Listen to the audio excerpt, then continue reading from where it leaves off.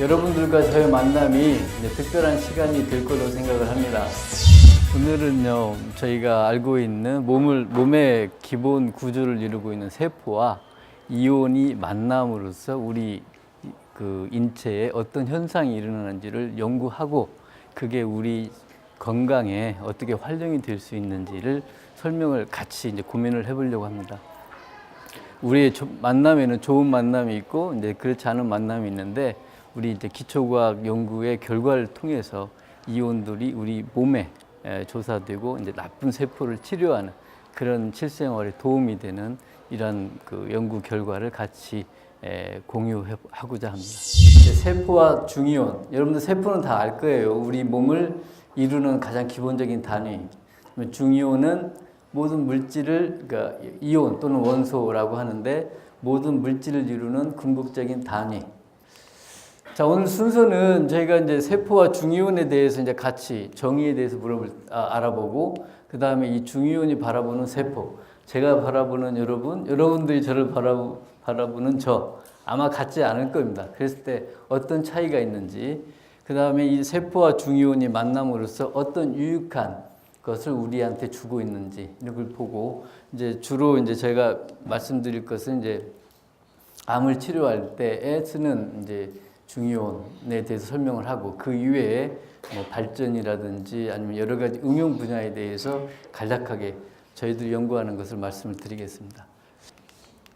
우리가 실제 볼 수 있는 그 육안으로 볼 수 있는 영역에서부터 이제 전체 큰 스케일로 가고 그 다음에 우리가 육안에서부터 다시 이제 국소적인 미소 영역으로 갈 거예요. 그래서 일단 우리가 이제 그 인지하기 좋게 우리가 눈으로 관찰할 수 있는 부분부터 시작을 하겠습니다. 자, 도시 전체를 볼 수가 있고 좀 더 올라가서 이제 인공위성. 자, 좀 더 올라가 봅시다. 올라가 보면은 이제 어떻게 해요? 태양계, 태양을 중심으로 돌고 있는 그 별들을 볼 수가 있고 좀 더 올라가면 이제 태양계가 좀 더 작아지죠.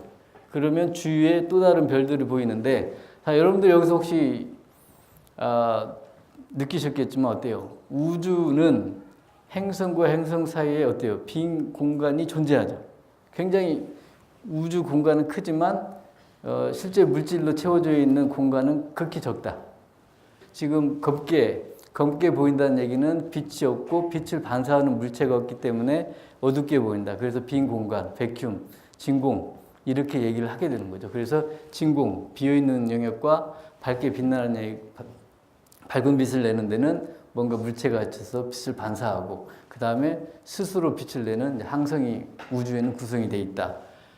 자, 좀 더 올라갔더니 이제 태양계는 이 갤럭시라고 하는 별들의 모임의 가장자리에 있다라고 여러분들 배우실 거예요. 자, 이제 갤럭시, 이 갤럭시가 하나만 있느냐면 여러 개가 있다는 얘기죠. 근데 그 갤럭시의 크기가 얼마냐면 빛이 100만 년을 가는 거리다. 자, 그것보다 더 큰 높이에서 보게 되면 그 밀키웨이, 우리가 속해 있는 갤럭시 자체도 굉장히 작게 보이는 거, 역시 이제 어떻게 보면 별과 빈 공간으로 우주가 채워져 있다. 자, 이게 가장 큰 스케일에서 전체를 본 겁니다. 우리가 지금 세포와 원소를 얘기하는데 그걸 한계를 넘어서 우주, 우리가 인간이 지금 볼 수 있는 가장 큰 영역에서의 우주를 본 거예요. 자, 다시 한번 내려가 볼게요. 자, 그럼 우리가 이제 육안으로 실제 보는 이제 생활입니다. 그 나뭇잎을 보는 것은. 자, 그럼 여기서 좀 더 확대해 보죠, 이제는. 우리가 현미경을 써서 볼 수가 있죠.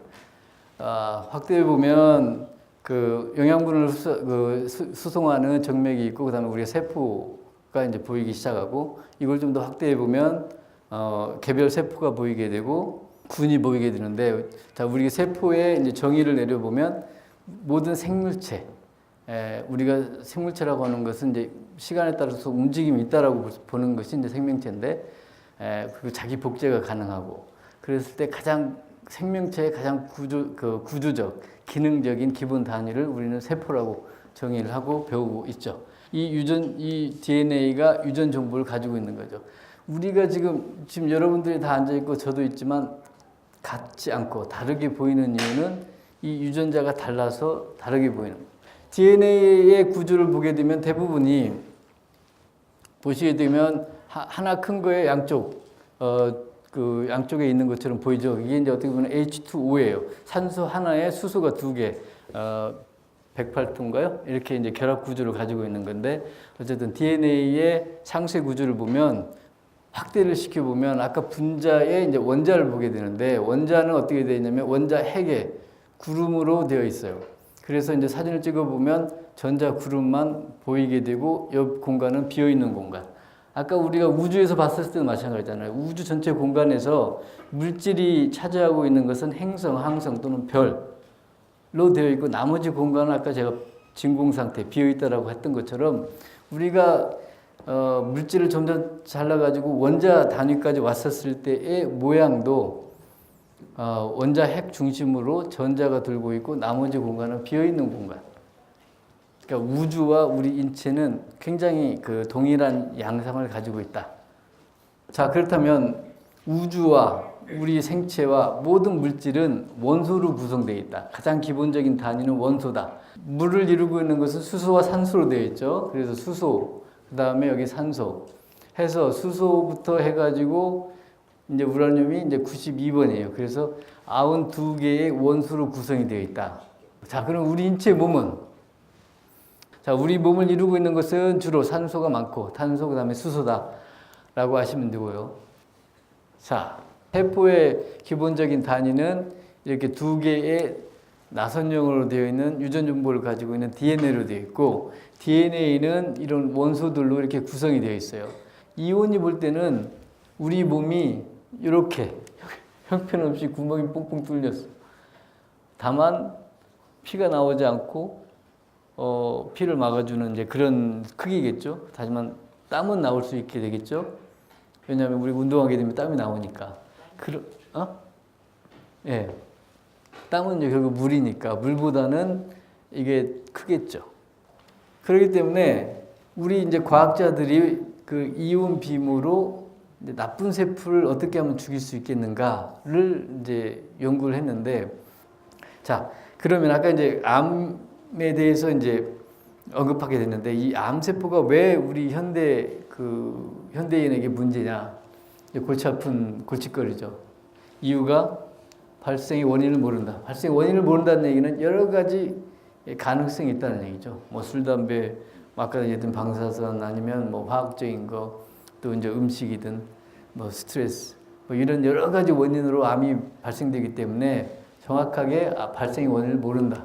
자, 그래서 암세포의 특징이 뭐냐? 나쁘죠. 주변 정상세포 영양분을 다 뺏어가요. 욕심쟁이에요. 그렇기 때문에 빨리 자라요. 세포 분열이 빨라. 또 죽지 않아. 그래서 좁은 영역에 세포들이 굉장히 많기 때문에 이게 굉장히 밀도가 높아요. 그래서 이제 엑스레이 가지고 사진을 찍어 보면 그쪽 세포들이 많은 데는 검게 나오는 거죠. 그래서 우리가 이제 방사선과에 가서 이제 엑스레이를 찍어 보면 암세포가 있는 지역은 검게 나오고 정상 조직은 이제 하얗게 나오는 이유가 암세포가 너무 많아서 밀도가 높아서 이제 그런 차이를 보이는 거죠. 자, 그러면 이 암세포는 어디에 존재합니까? 우리 몸에. 모든 주요 장기에는 암세포가 발생이 되는데 심장에는 암세포가 지금까지는 없다라고 얘기를 하죠. 그 이유는 심장의 특징은 다른 장기에 비해서 뜨거워요. 그렇죠?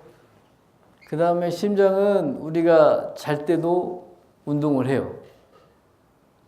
그래서 이제 뭐 맞는 얘기는 아니지만 저는 심장에 암세포가 없는 이유는 뜨겁고 부지런하기 때문이다. 그래서 우리 여러분들도 뜨거운 마음, 따뜻한 마음을 가지고 부지런하면 건강하게 살 수 있지 않을까 해서 좀 그걸 좀 추천을 드립니다.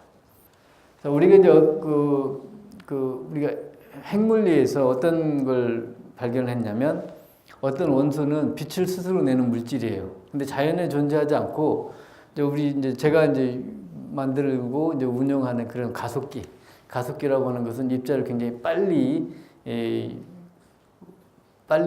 운동할 수 있게 만드는 그런 기계 장치인데 수소 입자를 굉장히 빨리 가속을 시켜가지고서 이제 산소 입자에다 충돌하게 되면 이제 불수가 생겨요.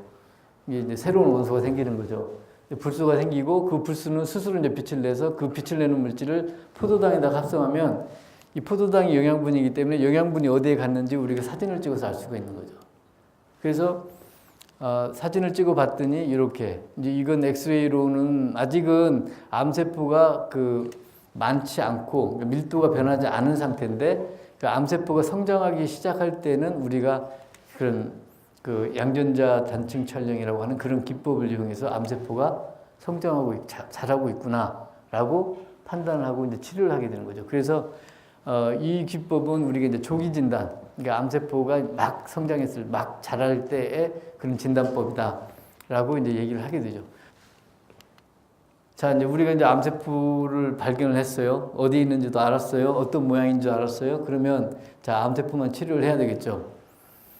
이제 그게 이제 여러 가지 수술요법도 있고 항암법도 있겠지만 지금 저는 이제 방사선 치료를 얘기하고 있고요. 그게 이제 처음으로 이제 1956년도에 시도가 됐어요. 그래서 이러한 어떻게 보면 이건 실험실이죠. 실험실에 이제 환자분이 앉아 있고 이런 치료를 한 게 이제 1956년.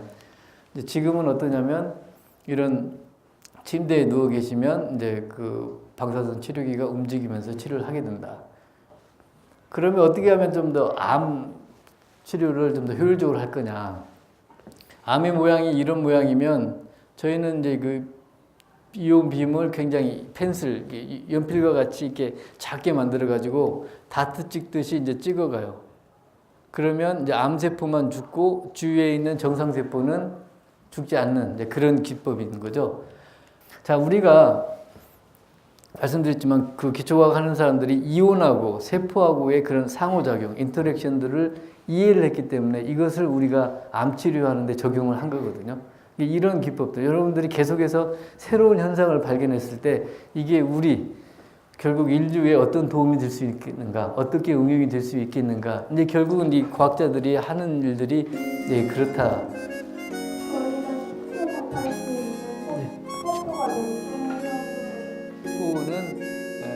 그러한 형질, 우리가 쉽게 연구할 수 있는 형질을 볼 수 있는 그런 세포들이 있어요. 항성이라고 그랬잖아요. 자, 수소는 빛을 내는 것은 수소와 헬륨이 결합 굉장히 빠른 속도로 운동하면서 충돌.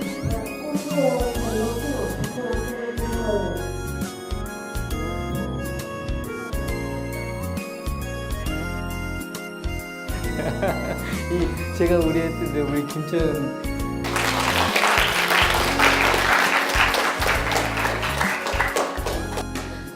평소에 찾아보지 않았던 것들을 여기서 접하게 되니까 정말 흥미롭고 재미있었고, 그리고 생각보다 되게 어려울 줄 알았는데 이해도 잘 돼서 재밌었던 것 같아요.